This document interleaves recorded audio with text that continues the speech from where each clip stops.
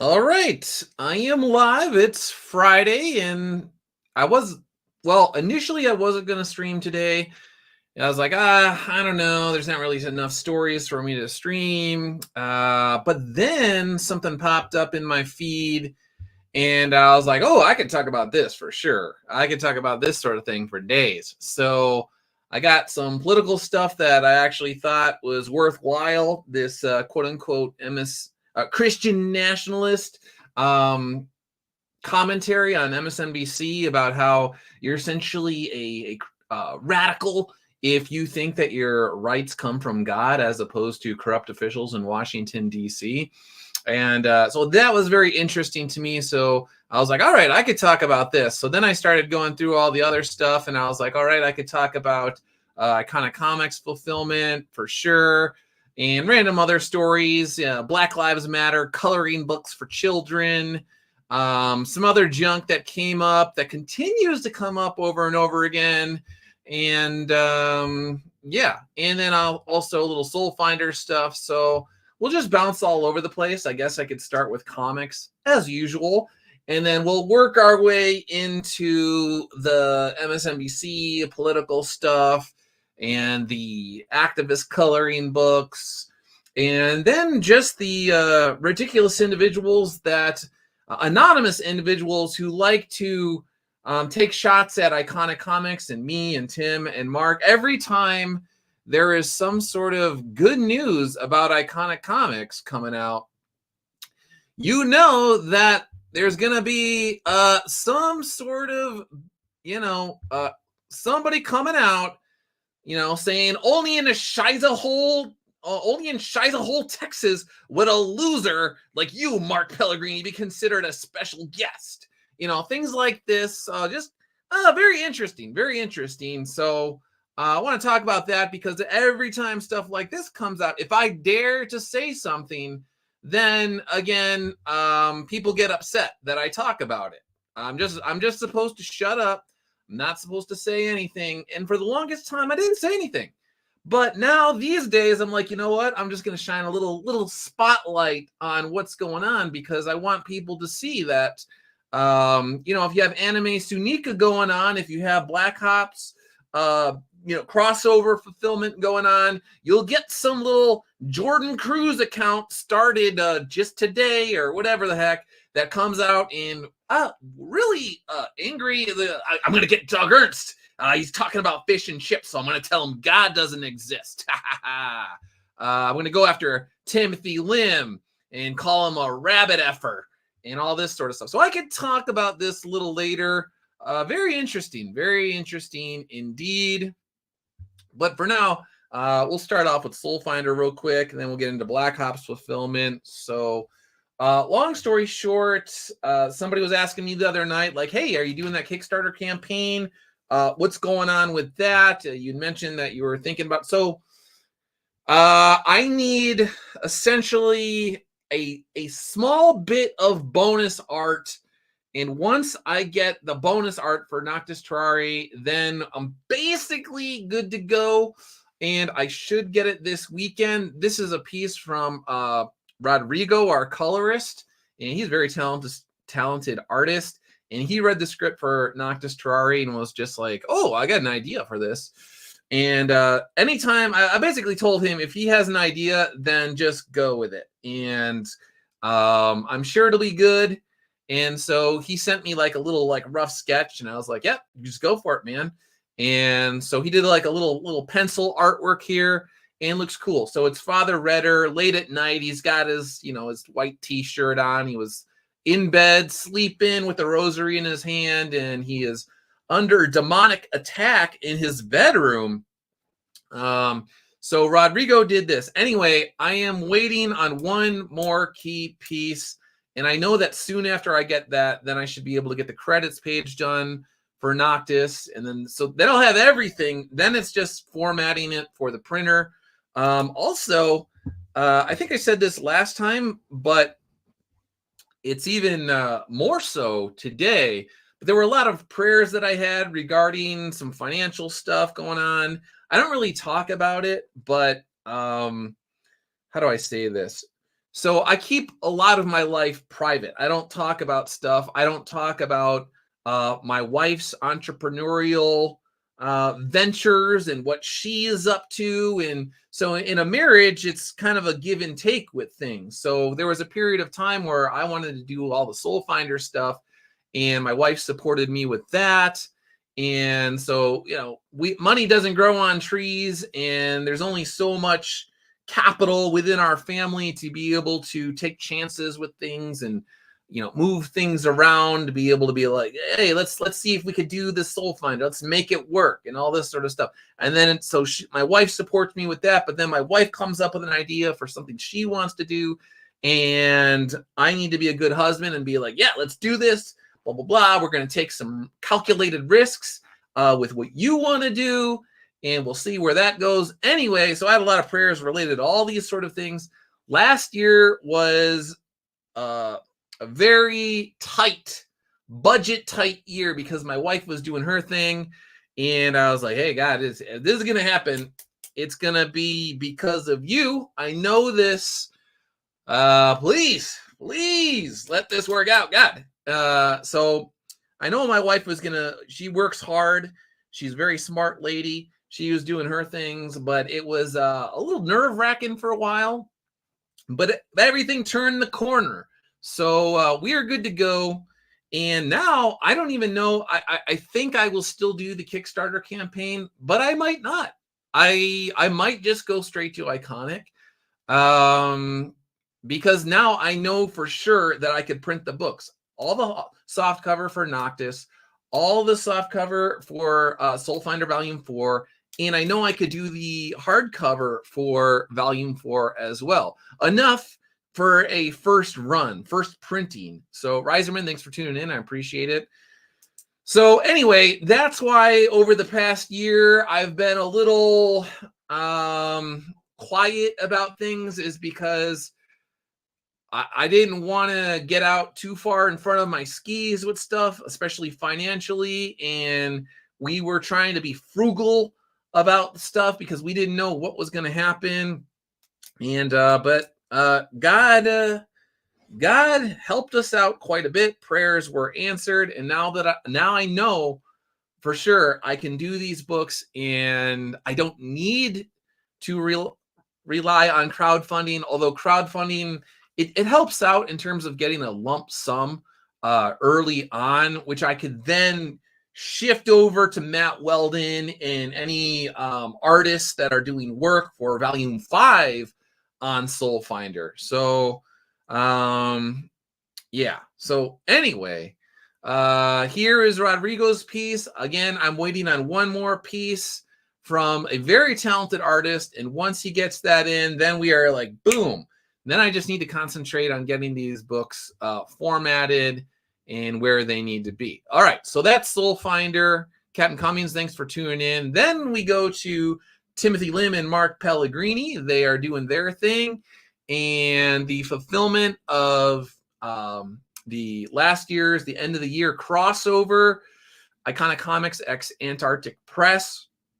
Fulfillment is underway. Tim tweets out, when was this? Yesterday? Nothing more fulfilling than fulfillment. Pallets of books and plushies going out today as we continue the majority of shipments to our readers. And thank you for your patience. We are on track for an on-time fulfillment, our 18th consecutive one in 5 years. So congratulations, Timothy Lim. Congratulations, Mark Pellegrini. Congratulations to the Iconic Comics fulfillment team down in Texas. You guys are awesome. You know who you are. And you can see, as usual, they got everything. They got a system down pat with their bubble wrap, with the thank you notes, with figuring out which tiers that they want to do and how they want to do them and how they want to get them on pallets and get them out in as basically as efficiently as possible and all of that sort of stuff. So very cool, Tim, Mark, kudos to you, and looking forward to what you're doing for the rest of the year. So All right. Neostar Productions, same here. That crossover was well worth it. Rob Kuro, what's up, guys? Yeah. So again, well, I just got stacks of books, got stacks of plushies going out, all sorts of stuff. This is down in Texas here where they got everything. And yeah, looking good, looking good. Very cool. Neil Starr says, hey, Rob. Captain Cummings says, pretty good. So, all right. So good news all around, right? I guess we'll stick to comics for a little bit. So again, good news all around. Good news all around. Bam. Mr. Grahovac, appreciate it. So we got the Soul Finder news. We got the fulfillment news. Then we had Anime Sunika. And then, of course, on the opening day of Anime Sunika, what happens? There was this brand new account that was created, Jordan Cruz. And initially, I just woke up and I saw that. I thought this was just some random atheist because sometimes that happens. So this Jordan Cruz goes, your fake God doesn't care about what you do or don't eat. This was to my fish and chips post. Sorry for coughing there. And I just thought this was weird. Initially, I was just like, what? I was like, why would you think that this is going to like upset me? So initially I was just like, yeah, you know what, dude? I don't really care what you think. I'll say a little prayer for you. Okay. Rob, I had a wonderful time at Anime Sunika. We'll look forward to meeting you all at Bell County Comic Con. Yeah, man, I'm sorry I couldn't get down to Anime Sunika this year. Like I was saying, there was, if you tuned in afterwards, the past year, my wife and I have been trying to be as frugal as possible because my wife was doing all sorts of like really cool entrepreneurial stuff that I don't want to talk about because I don't like to disclose everything about my life. But I will say that my wife is very, very sharp woman, and she has very sharp friends. And just like I like to do stuff with Tim and Mark and Eric Canetti and all those guys, just like I like to do stuff with my friends, my wife likes to do business stuff with her friends. And so I was like, I don't know, man. I can't buy a ticket down to Texas on short notice. I don't know what the rest of the year is going to bring. I don't know, blah, blah, blah, blah. Anyway, God comes through, bam! And God's like, hey, Doug, you said you needed some help. And here's some help for you, brother. And so thank you, Lord. Thank you, Lord Jesus. I appreciate it, and I will sing your praises. I will give you all the credit in the world. So now I know I can do some stuff that before I wasn't sure that I could do. So next year, I should be able to go to Anime Sunika. Shouldn't be a problem. I guess you never know what could happen. Meteor could hit, whatever. But anyway, so this Jordan Cruz, your fake God doesn't care what you do or do you eat, blah, blah, blah, blah. I was like, oh, that's freaking weird. And then I thought about it for a second. I was like, I wonder. So then I check, and I see that Jordan Cruz, a brand new account, is going after Timothy Lim on the Anime Sunika thread. Hit graphic novel, lay off the crack rabbit effer. So I was like, oh, very interesting. Going after Timothy Lim. This seems very targeted. This is very, very interesting. And there's only been a couple people over the years that have like, said strange things about Timothy Lim and bringing up strange sexual things with rabbits. So I was like, oh, this is very interesting. So then I keep going, and where is it? And then Mark Pellegrini, same account, targets Mark Pellegrini. Only in a shy as a whole Texas would that loser be considered a special. Okay, so now Jordan Cruz is going after me, Mark Pellegrini, and Timothy Lim all at the same time. That is very, very interesting. And it's funny because over the years, every once in a while, I may have said this before on streams, I would wake up in the morning and I would check YouTube. And in my comments section, there would be new accounts that would say weird and vile and gross things about me and Tim and Mark simultaneously. It's like there's a trio. There's like somebody or some people out there that they really have a thing against the three of us. And they wish that death and destruction and disease and all sorts of bad things happen to me and Tim and Mark. I don't know where this, very, very interesting. The Bunder Gnome is here. Hal Jordan, Jessica Cruz, someone must have a connection to Greenland. I don't know. I don't know who it is. We don't know for sure, but I do know that it seems really, really personal, and it always seems to fall when there's a Bell County Comic Con, now when there's an Anime Sunika, when a Soul Finder release comes out, when a Common America release comes out, when a Black Ops release comes out, when iconic comic books are being fulfilled. What a coincidence. It always seems to happen again and again and again, and it's happened for years. Very interesting. So I said this, and all I said was, again, I'm reading this because I want to be very clear about this. I said, I used to be quiet about this kind of thing, but I'll spotlight it today. For years, whenever there was a new Common America Black Ops or Soul Finder campaign or Bell County Comic Con, new anonymous accounts would take vile shots at Tim, Mark, and me. Who could it be? Who could constantly make anonymous accounts whenever cool things were happening at iconic comics? Who would wish death, disease, and destruction on me and my friends? Maybe Scooby-Doo and the gang can figure it out. Whomever it is, they can't stop all the awesome things that are on deck for this year and beyond. I can't wait until you see what we have planned for all of you. Stay tuned, and thanks for reading. Then Mike Waring, who was an Iconic Comics reader, he notes that before he ever even knew any of us, and he just started getting into Iconic Comics, he said some nice stuff about us, and then anonymous accounts started coming after him.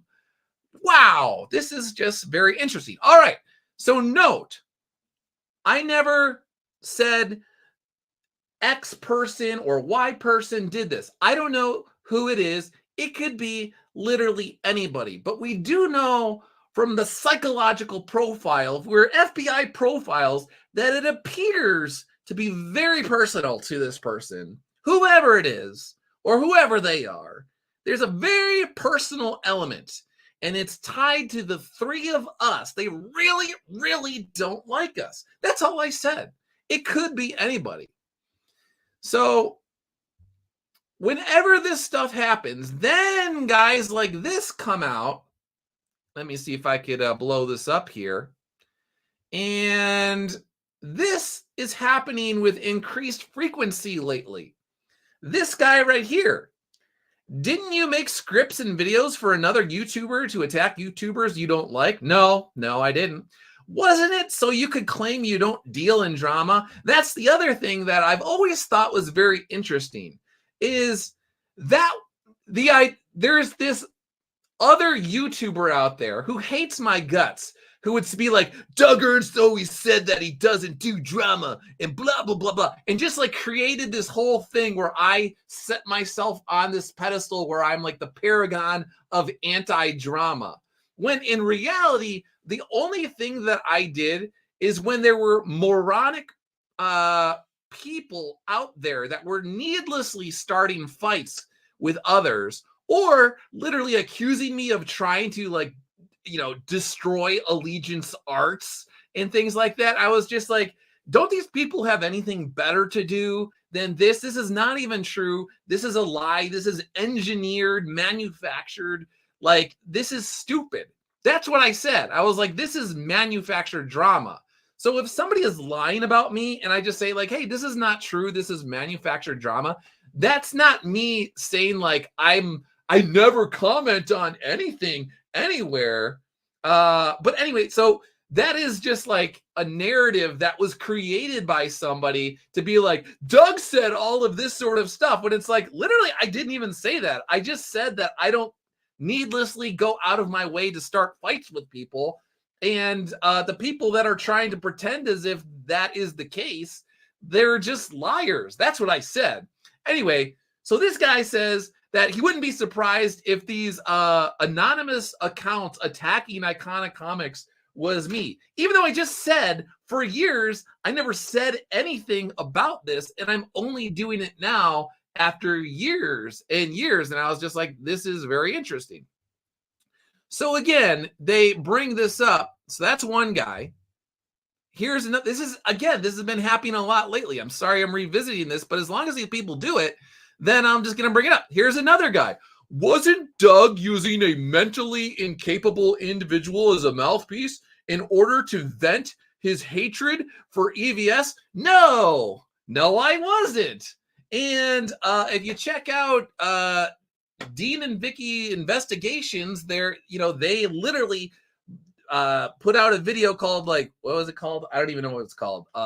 Tell It Like It's Hut or whatever. They went through that guy's entire, like, one of his videos where he deleted it, where he literally said that he would come to me and ask me questions about people who were saying things about me, and then I would respond to his questions. So that's not me using a mentally incapable individual as a mouthpiece in order to vent his hatred.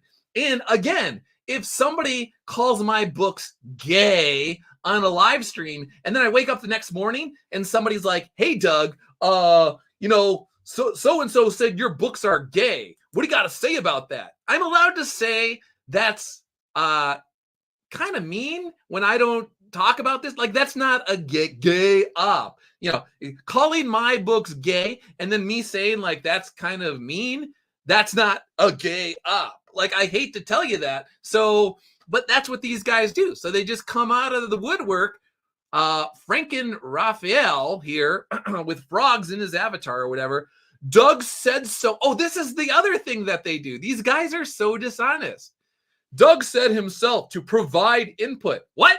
What are you talking about? I literally never said, what are you talking about? On Hut's videos, not his retarded comic, but his videos. This is a fact. You can't change it. The rest is up to interpretation. So what are you even talking about? First of all, I don't even remember even talking to this guy. I did a search for him and me together, me answering his questions. Nothing on there. He also told, I think it was Captain Cummings, that I talked to him and told him, but don't talk about any of this. What are you talking about? I've talked about this on YouTube. I've talked about it on Twitter at length. I don't care. I literally don't care. So these guys literally just make up stuff.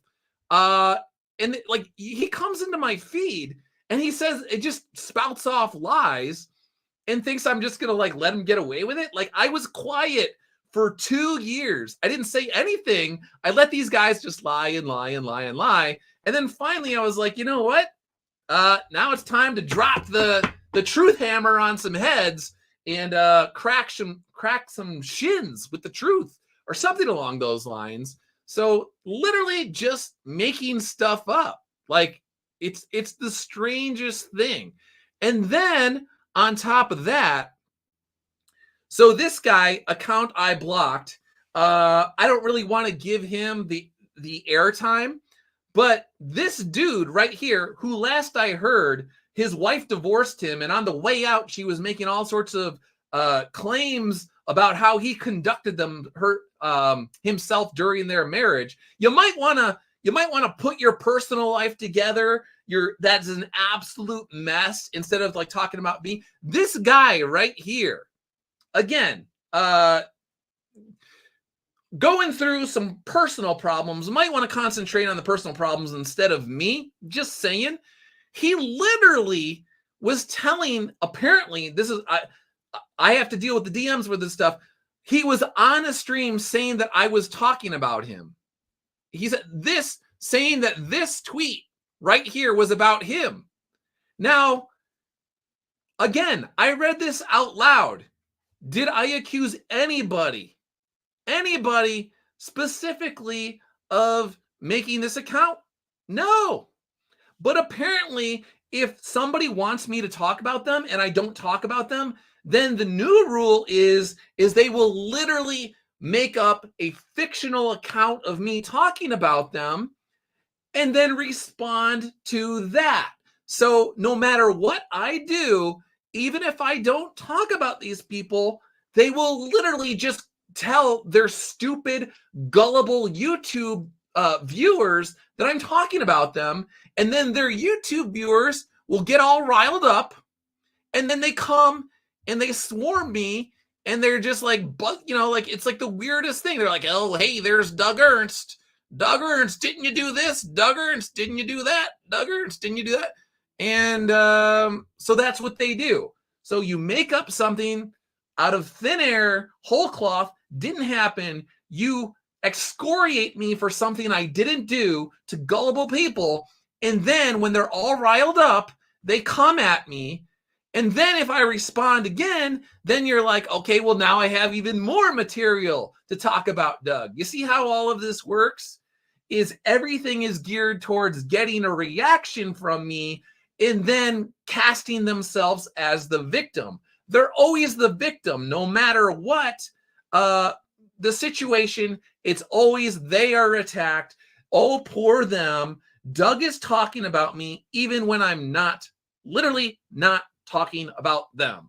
So I just want people to know that this is the modus operandi, the MO of these people. You do not need to talk about them. They will literally make it up. If they don't have if you're not giving them the content that they want, they will create it out of thin air and make you the bad guy. That's what they do over and over and over and over again. You could go back to all the way back to the beginning with going after Captain Cummings, going after me, going after Tim, going after Mark, going after Doug TenNapel, and just keep going down the list of individuals. It's always the exact same thing over and over and over again. So it's just, oh, that was what I was going to say is, am I allowed to have a human reaction to all of this? At what point in time am I allowed to just be like, this is bull, this is BS? And if I do, if I ever have a bad day, if I ever snap, if there's something going on in my personal life and I'm just having a moment of weakness, am I allowed to snap at these people? And it's like, I'm held to some sort of bizarre standard where over and over and over again, these people can just come out of the woodwork and just say this lies, just dishonest crap about me, dishonest crap about Tim, dishonest crap about Mark. And we're never supposed to never respond to it. Like, it just pisses me off. So yes. And that's the thing is they're like, oh, it pisses Doug off. Yeah. And it's like, yeah, in my moments of weakness, because I'm a human being, it does piss me off because they operate in 2024 in a society where they can just be behind a screen and they could literally make up lies about you. They could poison the well against you. They could get people riled up and angry at you about lies, and there are no consequences for their action, lest you go the legal route and try and sue them, which most people don't want to do. They don't want to spend the money on that. I don't want to, if I could ever avoid it, I don't want to pay lawyers for this sort of stuff, but they could just get away with it with impunity. They're literally lying about stuff over and over and over again. Why?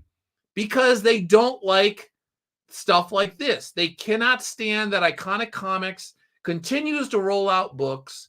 They cannot stand that I can operate outside their sphere of influence and do my soul finder thing. I do not give a rip about them. Yeah, and I might not even need to crowdfund this. I might just do the hardcover books and just put them out straight to the Iconic Comics website. We'll see. I don't know. And they cannot stand it that I won't kiss their butt and grovel before them and be like, hey, will you give me a YouTube shout out? I hope you give me a YouTube shout out.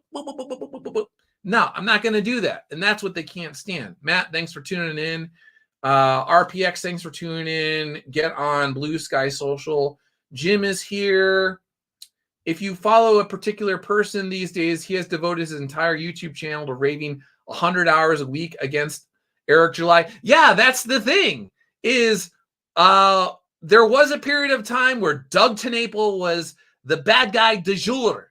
And then it was Timothy Lim was the bad guy du jour. And then it was Mark Pellegrini. And then it was Iconic Comics. And it was me. Like, it just keeps happening over and over and over again. Very interesting. Let's see. What else? Neostar, that's rough. Point of Light, thanks for tuning in. I appreciate it. RPX, I didn't know anyone went after you. Everyone at Iconic Comics is super nice. Yeah, like I said, this has been going on for years and years and years. And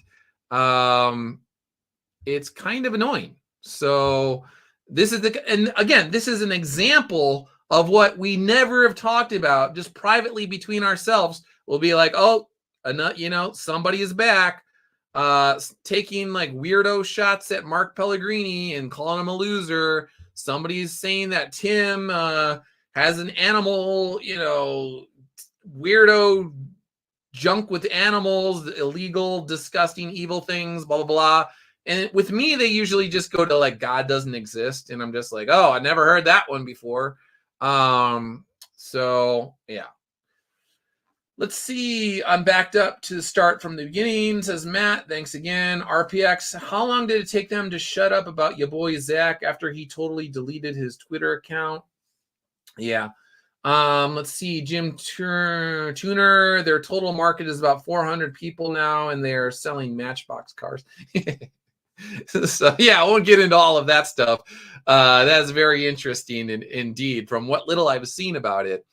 But yeah, so anyway, just know that, anytime Iconic Comics has a big announcement in ways that we don't talk about it, there's always some Jordan Cruz out there saying, mean things and vile things and gross things about me, Tim, and Mark Pellegrini.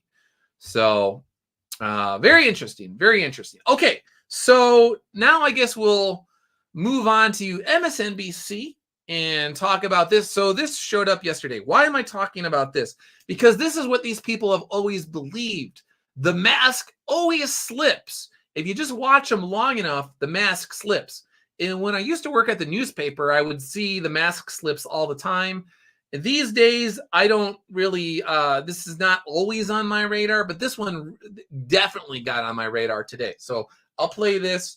Let's see, RPX. Will Soulfinder get a manga release as well? That was something where I would like to do that, but I don't know if you tuned in from the beginning, but financially, my wife and I had to tighten the belt last year because my wife was taking all sorts of calculated risks and doing entrepreneurial stuff, and it wasn't my turn to kind of take those risks basically within the marriage. And we basically, things turned the corner for what my wife was doing, and it looks like things are going to go in the right direction now. So we weren't sure what was going to happen for a little while. It was nerve-wracking, to say the least. We'll just put it that way. But the past couple days, some pretty big prayers were answered. All thanks be to God. So thank you, Lord Jesus. All right. So, anyway, so I would like to do that, but it's really, I'm just juggling all sorts of stuff. I really just want to get Soulfinder 4 printed. I really just want to get Noctis printed. And once those things are done, then I could focus on some other stuff. So, all right. Jim Tuner, they really don't matter anymore, and don't bother giving them attention. I try not to, but it's one of those things where, you're just doing your thing, and then you wake up and you have these people that are regurgitating lies that were proven to be lies years ago. And that's the funny thing, is these guys, they still bring up the Hut stuff. And, how do I say this? A certain YouTuber tried to say that I scripted all of his videos. The ones where he was talking to himself as a woman. And it was just like him and some make-believe woman that, no, I somehow had something to do with that. Anyway, he's still doing videos today, and all of his videos are exactly the same as they used to be, but all you have to do is take out whoever he hates at that moment and plug in the next person. So he really is going after Eric July these days.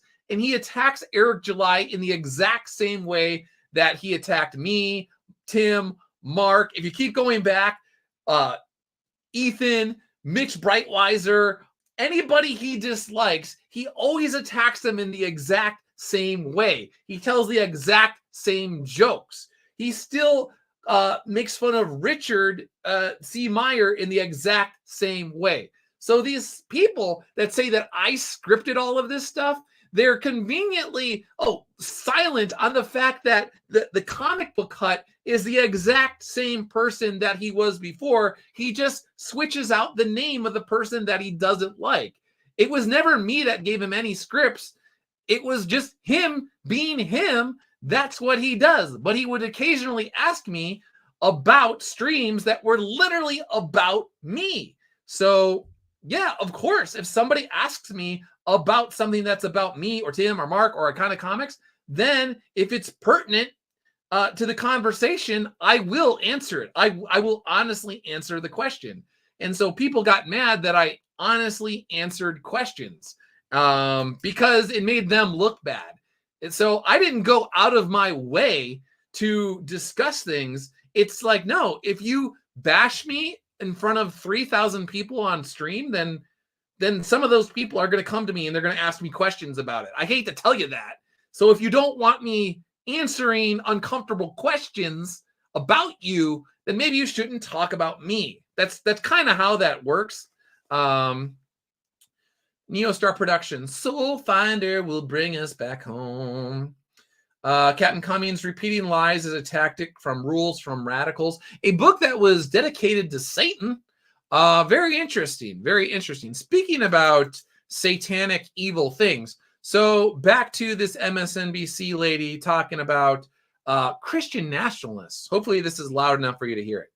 Groups orbiting Trump, but the one thing that unites all of them, because there's many different groups orbiting Trump, but the thing that unites them as Christian nationalists, not Christians, by the way, because Christian nationalists is very different, is that they believe that our rights as Americans, as all human beings, don't come from any earthly authority. They don't come from Congress. They don't come from the Supreme Court. They come from God. Yeah, that's exactly right, lady. I hate to tell you that. I hate to tell you, but the founding fathers, they're on my side. They're on the side of probably everybody watching this stream right now. They're on the side of tens of millions of Americans that actually read, I don't know, the Declaration of Independence, the Federalist Papers, the U.S. Constitution, any sorts of documents relating, that were written by our founding fathers at the time, anybody that actually knows U.S. history.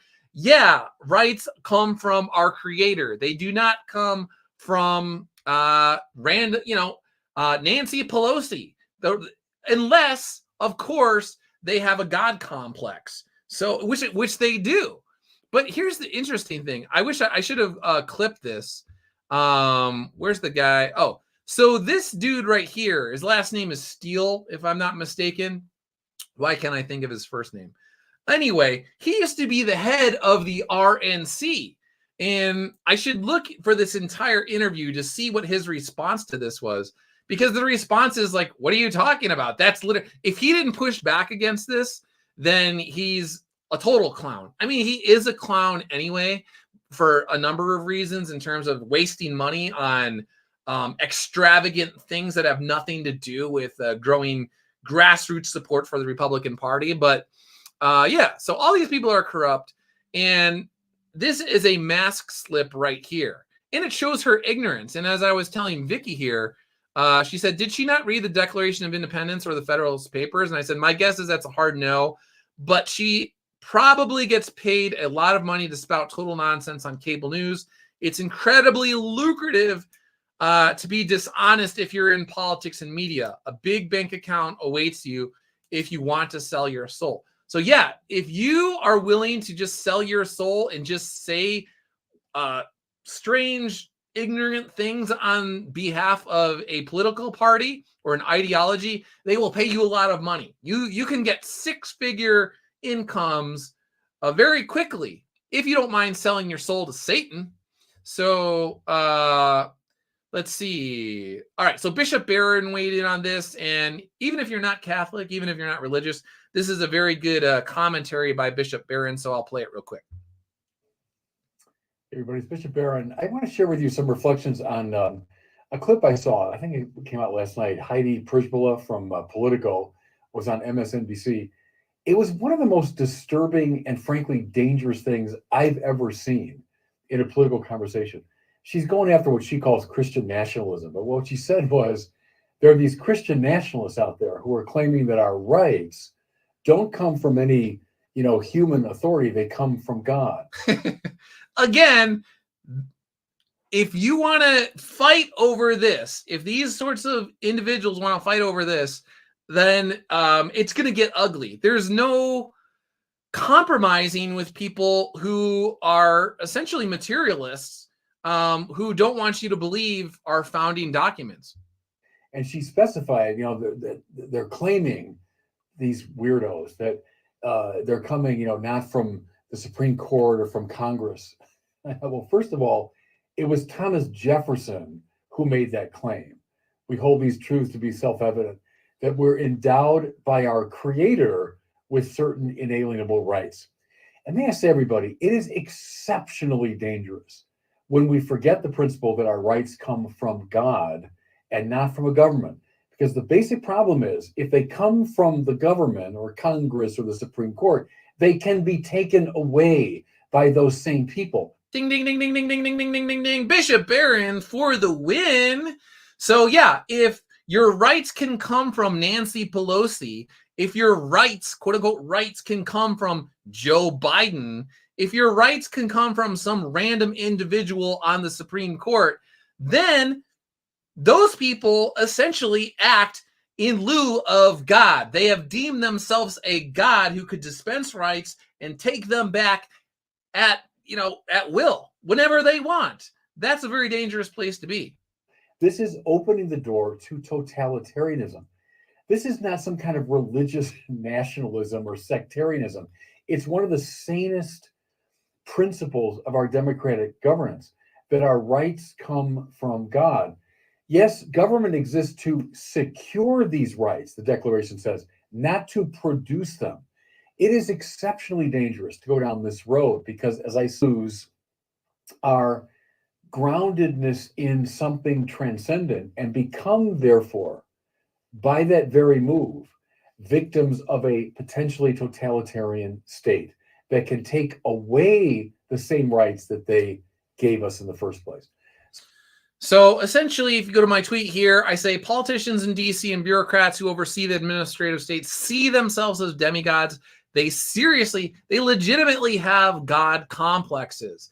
They want a society of ignorant materialists ambling around with atrophied minds, bodies, and spirits. They want total control. They hate God. So this is why in the past people have asked me, do you think that we could turn things around and this and that and the other thing? And I say, actually, I think absent a miracle from God at this point, I think it ends really badly, because it keeps getting worse and worse and worse. And now we're at a point where you could actually be on cable news and you could just say stuff that is blatantly tyrannical, and you could frame it as you're somehow a patriotic American, when actually you are the definition of anti-American. You are anti-God. You hate God, but you're putting on this cloak of, U.S. patriotism and trying to gaslight individuals into thinking that you are the angel of light or whatever. But we all know that the demons can come to you in the form of angels of light. So, yeah. So can I just say that in their enthusiasm, I suppose, to go against so-called Christian nationalism, they're actually going against the foundations of our democracy. And it's a further evidence of this extreme hostility of the left now toward religion. No, precisely as an American, I want to hold that my rights come not from something as vacillating and unreliable as Congress or the Supreme Court. They come from God. Again, ding, ding, ding, ding, ding. Bishop Barron for the win. Totally making sense. And actually, he's probably made a lot of enemies within the Catholic Church for saying this very thing. There are a lot of wolves in sheep's clothing or wolves in shepherd's clothing within the Catholic Church who are essentially heretics. There are people within positions of power within the Catholic Church who should not be there. They're actually anti-God, evil people that have infiltrated the church because they want to destroy it from the inside. And they really, really, really don't like it when someone like Bishop Barron comes out and says something like this, because they're socialists, Marxists, communists, and all that sort of stuff, who have embedded themselves within the church, and they try and poison the church from within, and all sorts of stuff like that. So that's what they try to do. So Bishop Barron, the knives are going to come out for you, man. When you say stuff like this, the liberal socialists within the church, you made them angry. You made them really angry. And anyway, if you are a God-fearing man, you might want to say a prayer for Bishop Barron, because they're going to get him for this. The fact that he would come out and say this, they'll get him. They're going to try their best. So Captain Cummings, I love Bishop Barron's rosary on the Hallow app. I got to get that. I have the Relevant Radio, and whenever I listen to the rosary, sometimes if I'm not paying attention, it just cuts out. And it's kind of annoying. So they need to fix that. Relevant Radio. I might go to the Hallow app. Anyway, so be aware, these people are straight up evil, and they want your minds, bodies, and spirits to be atrophied, and they want total control. The reason why that they want to be able to dispense quote unquote rights is because it's all political for them. They want to just be able to, barter and trade rights in order to get votes and all this sort of stuff. And ultimately, down the line, if you let them really have their way, they would just be straight up totalitarian dictators. It would turn into a Venezuela situation. It would turn into a Cuba situation. It would turn into an old school Soviet Union situation, but they're not there yet. It's just like that. They want to incrementally get to that point. But right now they're at the point where they're just telling you, hey, the Declaration of Independence, how it says that your rights come from a creator? If you believe that, you're not an American patriot. You're actually anti-American. Yeah, we are totally gaslighting you right now. And if you resist our gaslighting, then, maybe we might throw you in a prison because you dared to show up to Washington, D.C. on early January, a couple years ago, when you put your feet up on Nancy Pelosi's desk because you were kind of ticked off at the direction we were going. So we're just going to throw you in jail, and anybody who was with you, even if the cops let you through the door and, just let you waltz right through the door and you didn't do anything other than look at the Ronald Reagan statue, yeah, maybe we're just going to throw you in prison for the next 10, 11, 12, 20 years, something along those lines. So, going down a dangerous road. And if they want to keep going down this road, it's going to end in armed conflict. I don't like to say that. I don't take any joy in that. I wish that wasn't the case. But this is the road that they are going down because, again, there's no compromise between what they are saying and the truth of what the American founding is and what our founding principles are. They want you to abandon everything America stands for and just adopt something else because they say so. It's not going to happen. That's probably one of many reasons why they keep letting millions upon millions of people in from around the globe through our southern border right now, because they want as many people as possible in here who have no ties to America's history. They don't care about it. They have ties to other countries. They have all sorts of, psychological comfort food or whatever you want to call it, that are linked to more socialist, Marxist, areas of the world, literally communist. They got people coming from China all over the place, totalitarian places like Saudi Arabia and all that. So they want millions of people coming in here who literally they They do not care about Americans' founding. They don't know about it. They have no desire to learn about it.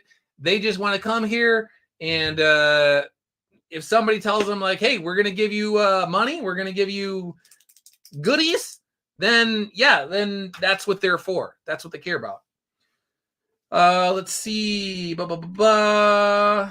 Neostar, give a mouse a cookie. They will want your fridge. Give a mouse your fridge. They will want your kitchen. Yeah, something along those lines. So, all right, covered these guys. And I guess the final thing that we'll talk about today, this is just a little story, but it is connected to this. So New York City school gives kids as young as 5 BLM coloring books with queer and trans affirming lessons. So this ties into what I was saying about socialists, Marxists, communists, all these sorts of people. I mentioned when I was a kid, we got Snoopy coloring books. We had He-Man coloring books. You got Transformers. You got G.I. Joe. Who knows what else? Maybe you had like Tom and Jerry, Woody Woodpecker, things that weren't political. There was just, if you were a girl, you got Strawberry Shortcake, My Little Pony, Cabbage Patch Kids. I don't know, but it wasn't political. It was just, or to the extent it was quote unquote political, it would just be about be a nice person. Treat others as you want to be treated. And that's all it was. But these days, so what they do is they want to get control of the children early. So this is what the socialists, this is what the communists, this is what they do. They try and get control of the kids' minds super early, and they want to turn them into activist children. They want to damage their minds from a very young age, and they want to get them thinking about divisive ideologies where it's class warfare, where there's racial division going on, and they want to divide them against their parents. And you're a little kid, and maybe you're like 4 years old, and you start fooling around with lipstick for some reason, and you smudge it on your face, and they're like, oh, I think Jeffrey must be a woman. Jeffrey, he's not the right gender. We got to tell Jeffrey that he's a little girl because he was mashing lipstick into his mouth and eating it like it was, a chocolate bar or something. So then they want to tell him from a young age, like, hey, Jeffrey, maybe you're a girl, Jeffrey. Do you ever think about that? You want to be a girl? Yeah, Jeffrey. And then Jeffrey is just, I don't want to get into it. So that's what they do. They want to plant the seeds of discontent early in the minds of children.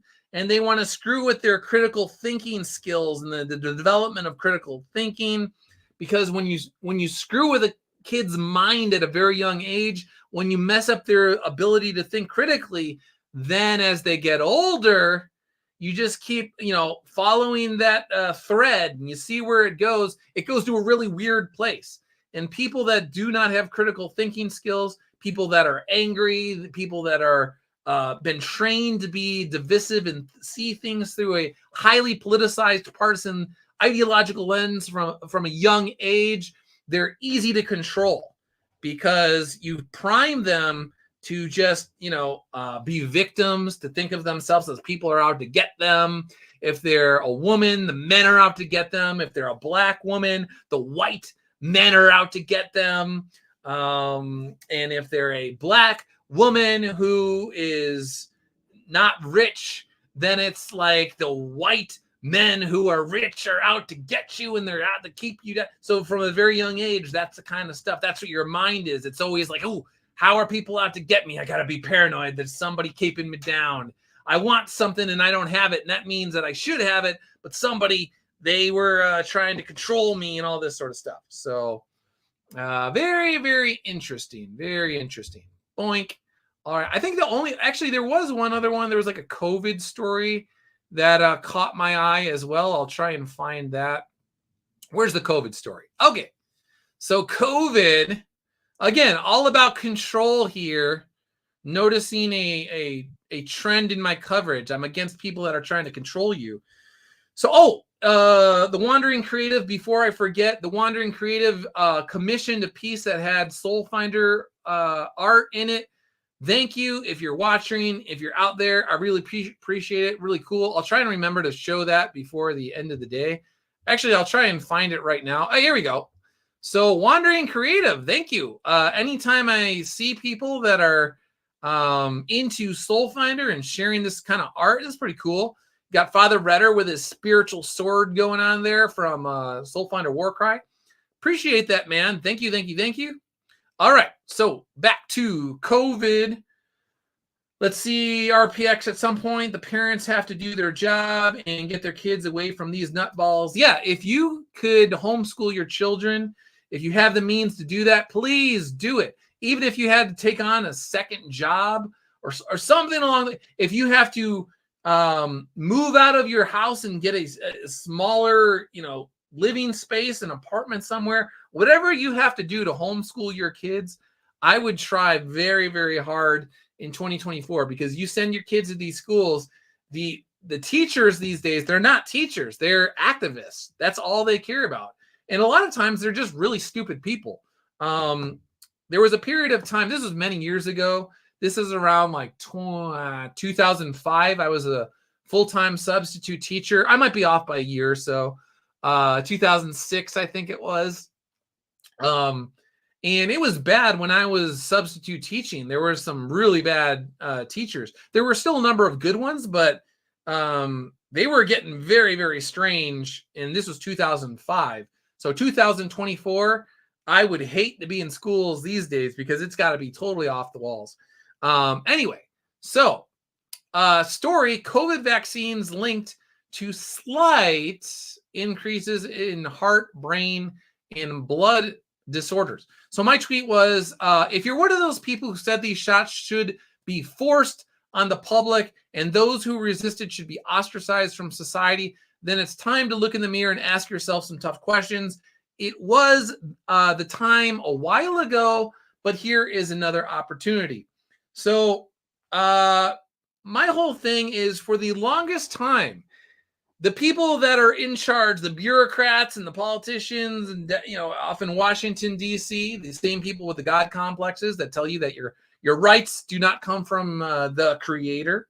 Those people, for the longest time, were saying that essentially these shots have no risk that you should be worried about and that they're safe, even though they were rushed at quote unquote warp speed. Yes. I don't know. I understand why Trump would want to try and, tell people that they're going as fast as possible to get these, because they were shutting down the economy because they wanted to actually destroy Trump politically, among other things. But that was a bad idea. You can't just create vaccines lickety split. And if there are no long-term studies into the health of these things, particularly if they're mRNA vaccines, they're really just shots, they're really just gene therapy type shots, you don't know the long-term effects of those. And so guys like myself and some others back in the day were saying, like, you know what, I'm going to hold off. I know a little bit about mRNA shots. I know about gene therapy type of things. I know about the creation of vaccines, and I know about spike proteins and all this. And I'm going to trust my immune system. I'm not going to get my shots. So thanks, but no thanks. And these people like Jimmy Kimmel out there, and Bill Maher at the time, and Piers Morgan, and all sorts of different politicians, you know who they are. They were trying to make you seem like you were the bad person, and you were the reason why the virus was spreading, because you wouldn't just get this vaccine. Never mind the fact that the vaccine didn't prevent people from passing on the virus, and guys like me who tried to say that as well were demonized. So yeah, you demonize the people that were actually using real science. And so now, fast forward in time, they're finally saying, you know what? Actually, there's a slight increase in heart and brain and blood disorders. Maybe it might have something to do with mimicking spike proteins and how the spike proteins, we thought that they were going to be isolated to the point in the shot in the guy's shoulder right there. But it actually traveled to the person's brain was able to cross the blood-brain barrier. It started going into people's liver and their kidneys and their hearts. And it's starting to cause all sorts of problems. So now that they are just saying that there's a slight increase, you know that they always downplay the problem. So if they are telling you it's a slight increase, it's more than slight. So very, very interesting. The moral of the story is the next time this happens, and they've already said that it's gonna happen again. Oh, actually, I can find that story too. Where is it? There's the World Health Organization. There's more. I keep finding more and more stories here. Where's the World Health Organization? They were saying that disease X is on its way. Oh man, where is it? All right, I'm gonna find this. No, this is Patrick Redder. If you don't follow the Patrick Redder account and you don't want my political takes, just go to Patrick Redder. He'll give you the political takes. All right, where's World Health Organization? Dan Slott. I can talk about Dan Slott real quick. Dan's been off the radar for a long time. All right, here it is. World Health Organization director says that disease X is just a matter of time. So here we go. We'll play this. History teaches us that the next pandemic is a matter of when, not if. It may be caused by an influenza virus or a new coronavirus, or it may be caused by a new pathogen we don't even know about yet, or what we call disease X. Disease X. There has been a lot of attention on disease X, especially recently. But in fact, it's not a new thing. No, it's not. It is not a new thing.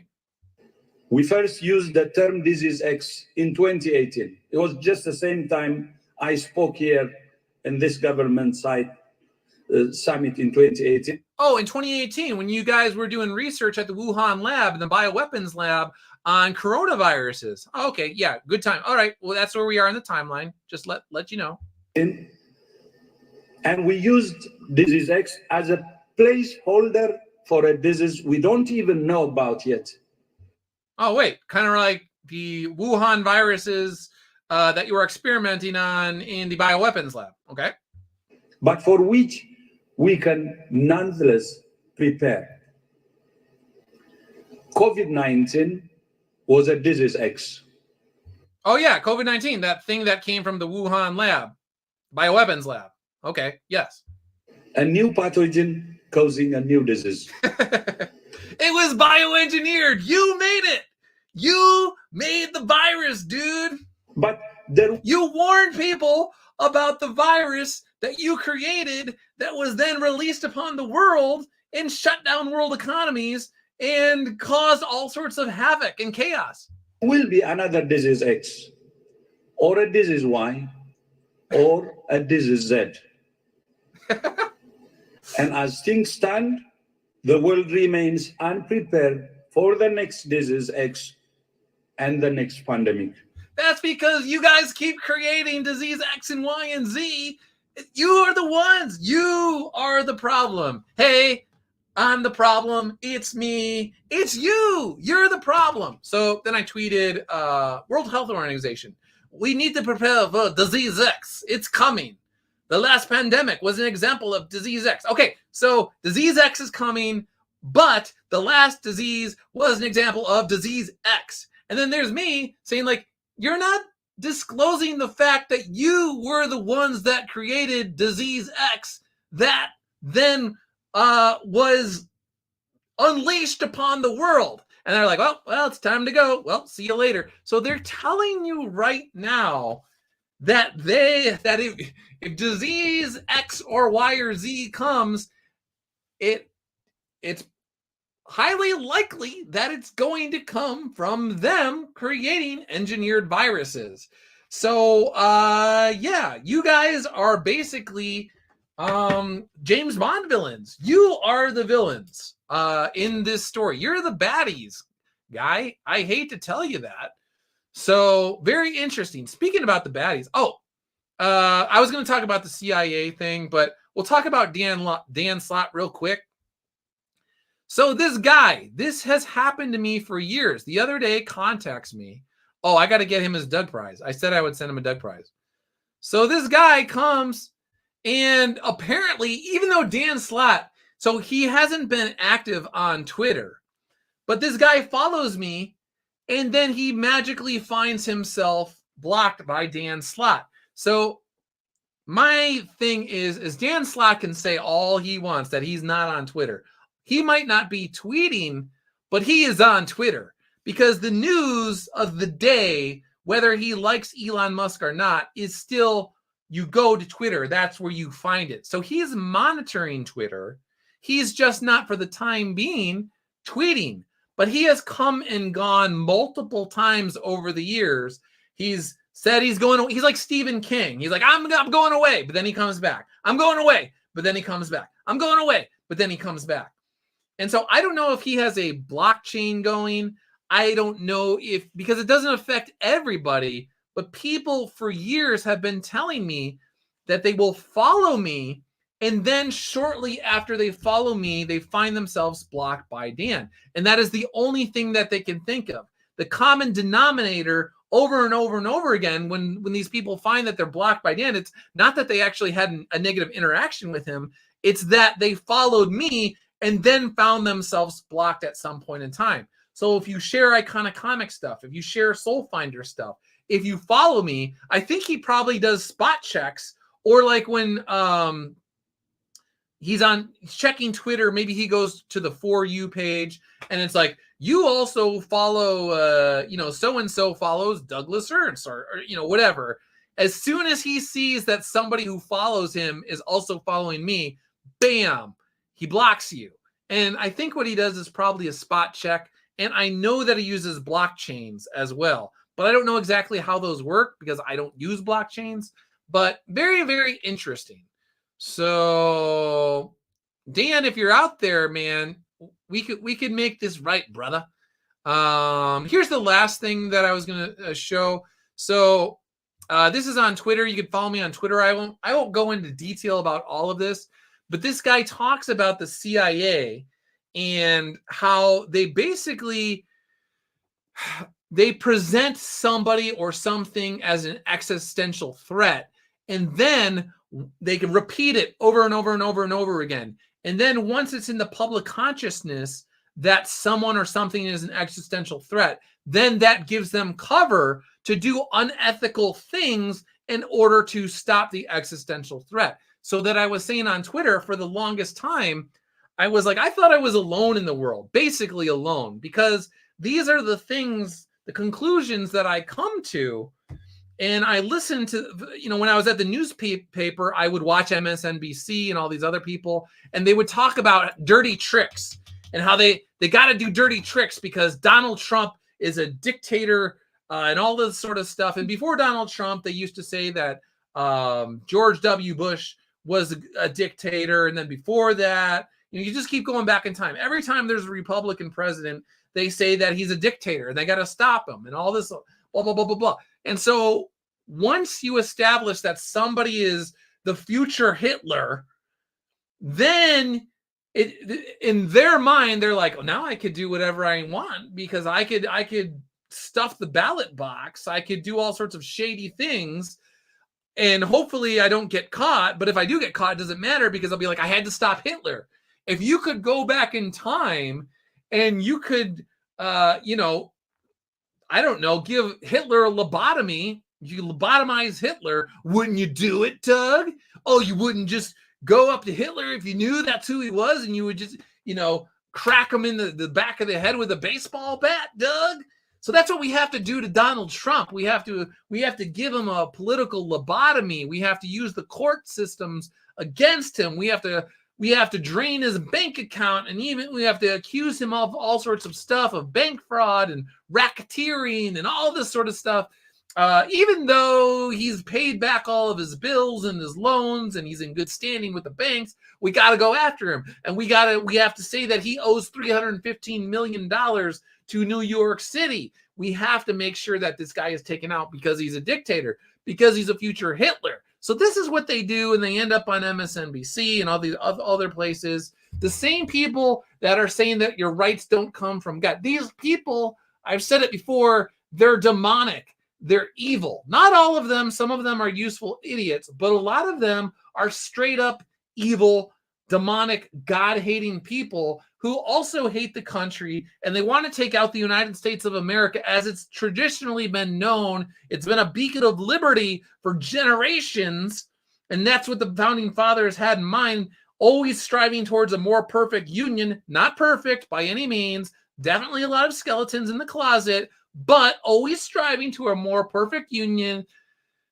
and our rights coming from our Creator and not from random politician X, Y, or Z out there. They hate it.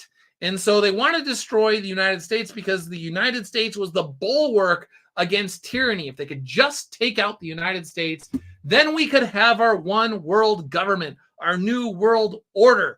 The globalists can take charge, and all of us under the ideology of this leftist, communist, socialist, Marxist ideology, it'll all be kumbaya amongst the socialists out there, because we, the elite, will be in charge, and we will be able to stamp out anybody that doesn't agree with us, and it'll be peaceful. Granted, we will be in a police state, but it'll be a very peaceful police state. Somewhere, someplace in time, you could read the Gulag Archipelago. There will be people that are in gulags, of course, and they will be screaming. There will not be peace in the prison cells where we are beating them with rubber hoses and things along those lines. But overall, it'll be peaceful. People will shut up. So that's the kind of world they want. Anyway, whenever you hear people on MSNBC or cable news or on Twitter, and they're journalists or they're politicians or whatever, whenever they frame an individual who's clearly not an existential threat, Donald Trump, George W. Bush, Ronald Reagan, not dictators, when they frame them as Hitler, you have to be very wary, very wary. And especially when they start indicating that they have to resort to dirty tricks to take out the dictator, you're like, I think you're actually the bad guy around here. I think you're the one that I have to watch out for. So they want the Orwell timeline. Yeah, very interesting. AL, sorry to bother you. I'm at the ER with my dad right now. He has water in his lungs. He has dementia and keeps forgetting why he's there. Can you pray for us? AL, I will say a very specific prayer for your father tonight. And in going forward, I will say prayers for your father as well. If anybody else is a man or woman of faith, then I would encourage them to say a prayer for AL's father as well. I'm sorry to hear that, AL. And now I'm trying to not be sad on stream. I hope you don't. I'm trying to keep control of my voice because I don't like hearing things like that. It makes me sad. So, all right. With that said, yeah, that was really sad. So I will say a prayer for you. I will cut this stream right now, and I will pray for your father, AL. Thank you. I am very grateful that you thought to even ask this audience to do such a thing. So thank you for doing that. Anyway, guys, I will be back in the near future. Pray for AL's father. Thanks for tuning in, and I'll see you later. See ya.